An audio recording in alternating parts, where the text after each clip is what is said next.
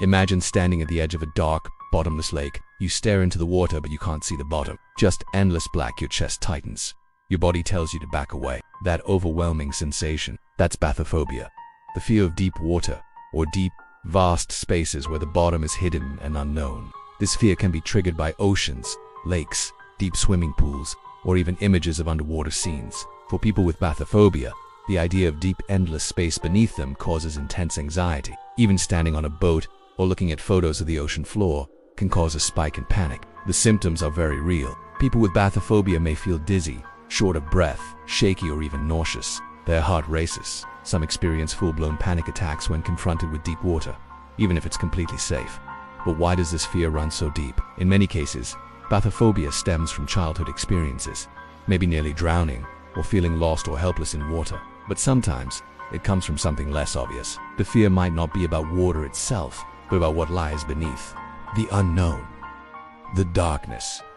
The idea of falling forever, being swallowed whole. This fear often blends with other phobias, like thalassophobia, the fear of oceans, or megalohydrothalaba, the fear of massive underwater objects. But bathophobia stands out because it's not always about danger. It's about depth, about the emptiness below. And it's not just about oceans and lakes. Some people with bathophobia fear deep caves, tunnels, or even tall buildings with massive, hollow architecture. The common thread, the vast, empty unknown. There's also a psychological side to it. Deep water can represent loss of control, uncertainty, or even death. For some, the fear of sinking into an abyss is not just physical, it's emotional. It taps into a deeper fear of disappearing, of being consumed by something they can't see or understand. In the real world, bathophobia can impact more than just swimming or beach vacations.